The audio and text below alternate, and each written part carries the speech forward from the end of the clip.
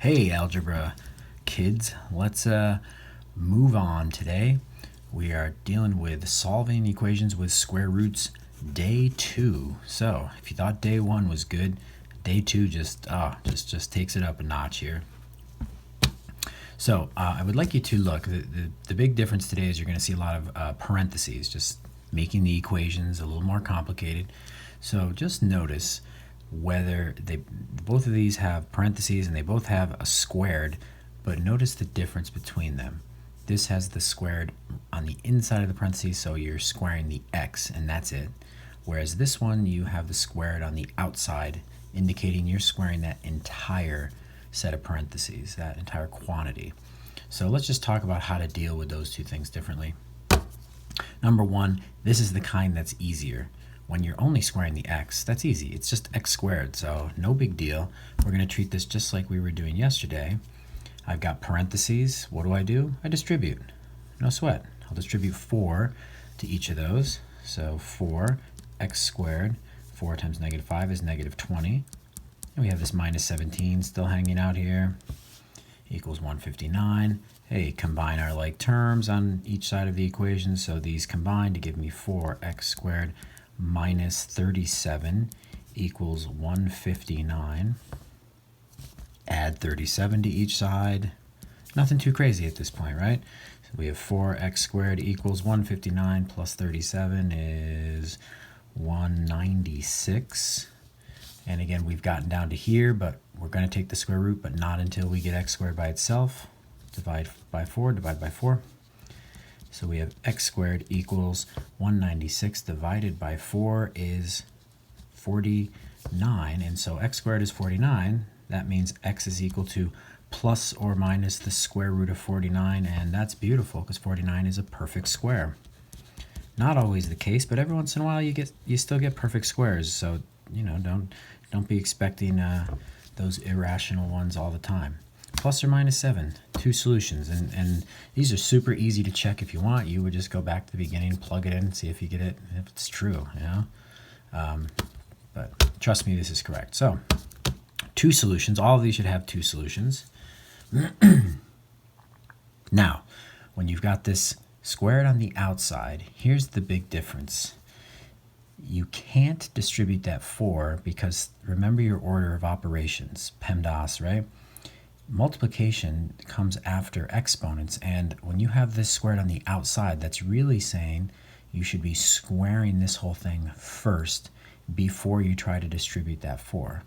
And we definitely could, but keep in mind, squaring x minus 5 doesn't mean just square the x and square the negative 5. It means, doing foiling and distributing and outers, inners, lasts, and we've definitely done that. What I would like to do is try to avoid that, though. I'm going to keep it as this quantity squared. So I could always come back and FOIL it if I really, really want. But the main idea is you can't just distribute 4 and make it like 4x minus 20 and then square. So here's what we're going to do. I'm just going to imagine that says, okay, 4 times this is, I'm going to do everything I can do. I'm going to do the easy stuff. Add 21 to both sides. Let's move that over there. 303 plus 21 is 324. And you see, I'm going to treat this just like, instead of it saying x minus 5 squared with a 4, I'm going to treat it as if it just said like 4 times x squared. Just like I did in this problem. I'll get the x squared by itself, then divide by 4. And then I take the square root to get rid of that.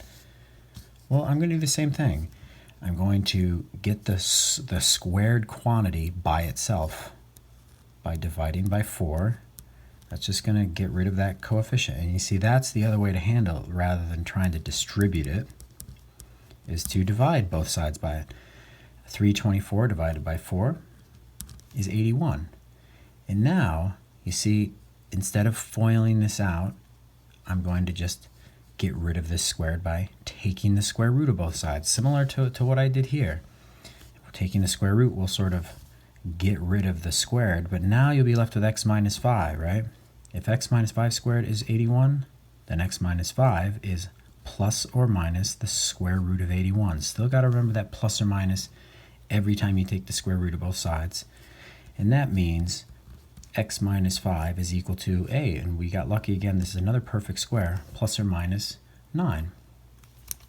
And we've seen this before. You know, just be careful. You're going to add 5 to both sides, but remember, that is saying 5 plus or minus 9.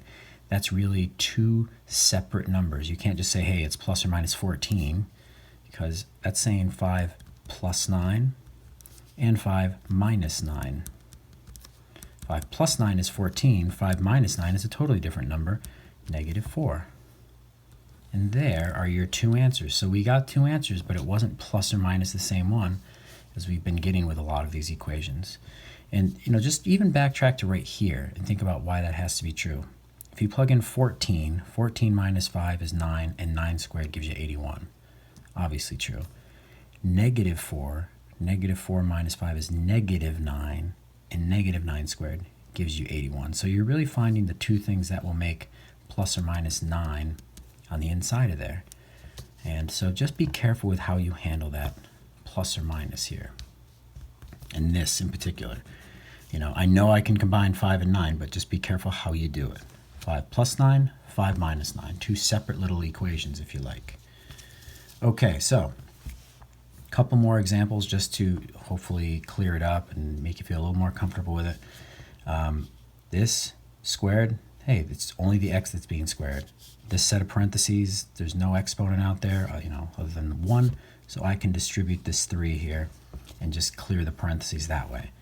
6x squared minus 9, we have minus 11 equals 8. Combine your like terms. Minus 9 minus 11, that's negative 20 equals 8. I'm going to add 20 to both sides. This is where your algebra should be just kind of on autopilot, some of these steps here. I'm going to divide by 6. And 6 does not go in evenly into 28.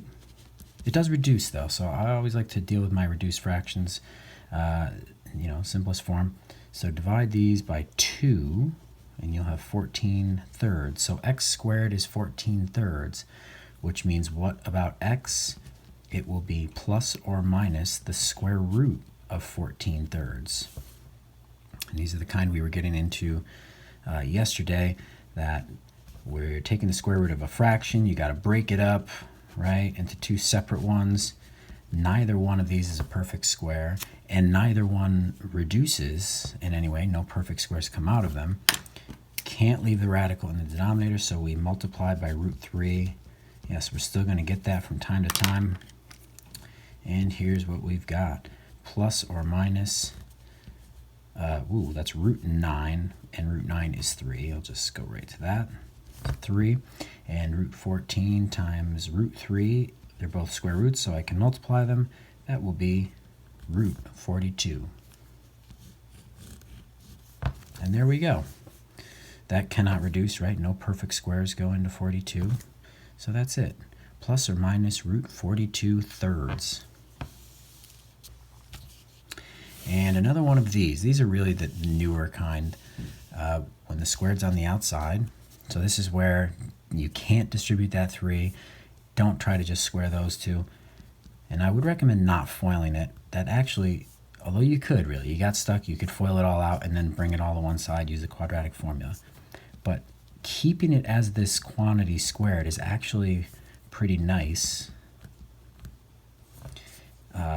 because then you can just take the square root to deal with that. So keep it that way. Add 10, divide by 3. 144 divided by 3 actually goes in evenly. Very nice. 3 goes into 144, 48 times. And now here's where you're at. 5x plus 7 squared. You can't deal with the 5 or the 7 until you get rid of this. So I take the square root of both sides. Once I'm down to whatever squared equals this, well then this must equal plus or minus the square root of 48. 48, not a perfect square, but it does reduce, right? What does this reduce to? Root 16 times root 3. And that means 5x plus 7 is plus or minus 4 root 3. Okay, now be careful how you handle this. If I subtract 7 from both sides, subtract 7, are these like terms? Can I add, negative 7 and 4 root 3? This is what you're really looking at. Negative 7 plus or minus 4 root 3.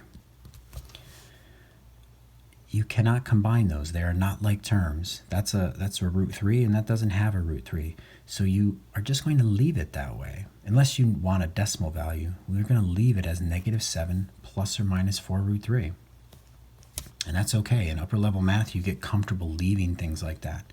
And by the way, if you wrote plus or minus 4 root 3 minus 7 after that, that would also be acceptable.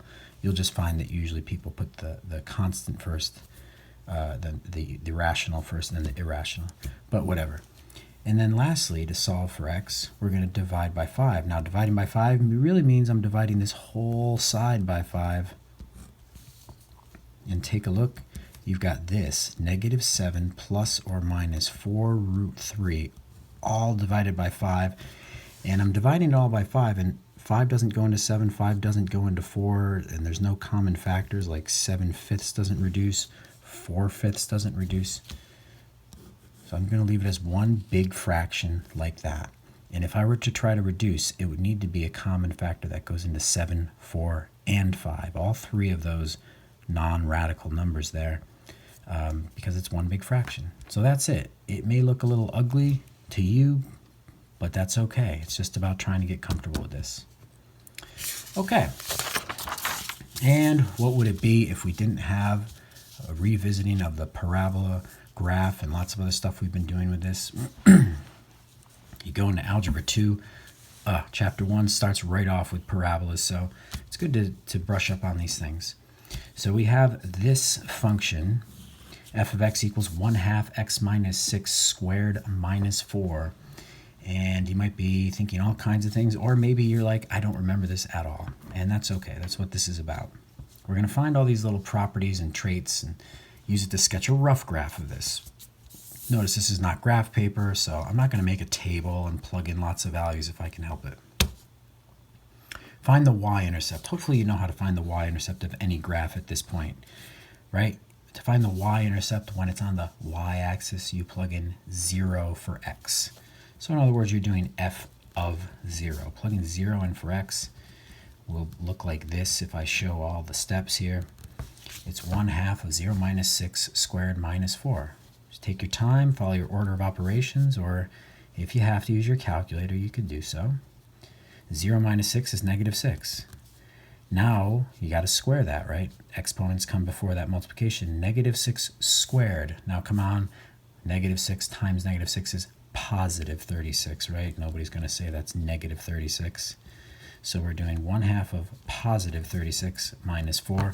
Half of 36 comes next. That's 18 minus 4. 18 minus 4 is 14. That is your y-intercept. Or in other words, the point 0, 14. We plugged in 0, got out 14. That's x, that's y. It's going to be here on the graph. Maybe I'll hold off and see what my scale is. But there's my y-intercept. The vertex, that, if you remember, that is the maximum or the minimum point of this parabola. Maybe you're thinking, you remember some of these properties. The a value is positive, so this parabola is going to be opening up like a nice smiley face, right, when things are positive. And the vertex is that lowest point. And if it were inverted, then it would be the maximum point. This is what we call vertex form. And vertex form, maybe you remember that the beauty of it is you can see the vertex without doing any work. It was always the x value that made the inside be 0, right? So in other words, if you see x minus 6, that means it's positive 6. It was the opposite value. And minus 4 just moved the whole thing down 4, so it was going to be at 6, negative 4. So I got my vertex, didn't really have to do much work. You just had to remember all those properties. That's tough. Negative b over 2a was a way if it was in standard form, if anybody's kind of remembering something about that.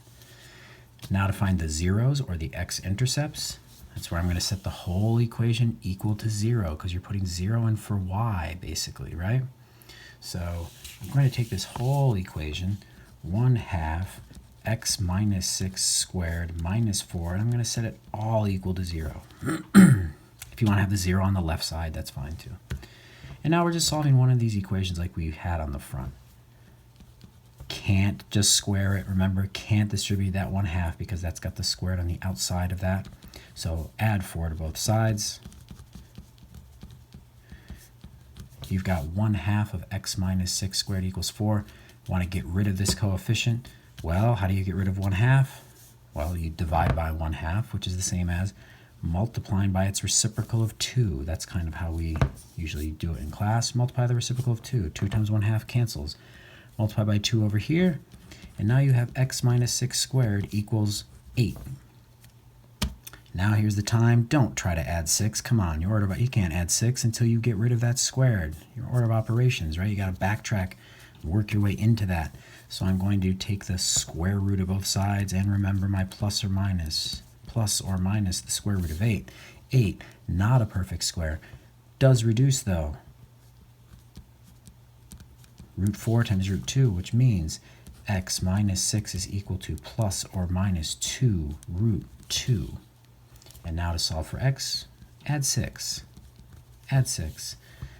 You might want to think ahead. I mean, can these combine at all? 6 and 2 root 2? Or you can write it horizontally if that makes you see it better. Can you combine these at all? No, that's a radical, that's not. So that's it really, 6 plus or minus 2 root 2. If you did want to write it separately, it is two numbers. It's 6 plus 2 root 2 and 6 minus 2 root 2. And if you wanted to know what those decimals were, because that's not an easy number to just know in your head, you could do 6 plus 2 root 2. And 6 plus 2 root 2 is about 8.8.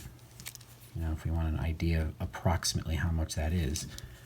And then 6 minus 2 root 2 is about 3.2. So they're both on the positive side. Now, in terms of our sketching, I've got my y-intercept, I've got the vertex. Super rough sketch here. I'm not going to get too perfect here. 1, 2, 3, 4, 5, 6, 7, 8, 9, 10, I don't know. 1, 2, 3, 4. My vertex is at 1, 2, 3, 4, 5, 6, negative 4. My y-intercept is at 14, so we're on the y-axis at 14. Ay. I'm just going to put it up there. If you want to draw 14 tick marks, be my guest. My x-intercepts are 6 plus and minus 2 root 2, which again are these decimals approximately about 8.8 and about 3.2. So somewhere between 3 and 4, it's about 3.2. And somewhere between 8 and 9, 4, 5, 6, 7, 8, 9, and a little bit there. 4, 5, 6, 7, 8, 9, I lost count. We're right there. And you really got enough to go on now if you know what parabolas look like. You know it's going through here. It's passing through those, and yeah, I kind of missed it a little bit because I'm just drawing a rough sketch, but there it is. There's the y-intercept. That is 6 minus 2 root 2. That's 6 plus 2 root 2, or about 8.8 and 3.2. And you got a pretty decent sketch without having graph paper and making tables and all that. Pretty cool. Give the domain and range. This is just an old property, just figured I'd bring it back. Domain is a set of all x's. Range is a set of all y's. The domain, you're basically saying, is there any x value that you can't plug into this? Is there any x value that this is undefined at? No, I can plug in any x value I want, and I'll always get a number out. So the domain is all real numbers. You can use the symbol for all real numbers if you like, or write it out. The range is describing the y values. Now, do you get every y value out? No. All the y values on this graph, they never go any lower than this vertex. And so I'm focusing on the y coordinate of that vertex. They do go up, up, up forever. but all the y values on this graph are greater than or equal to -4. Okay, so we brought a lot of stuff back just in one problem, and hopefully it's a little bit of a review of some of the things we've done off and on throughout the past couple months, but it's kind of nice to see it tie together. Got any questions? As always, ask, email, and we'll get there. Take it easy, kids.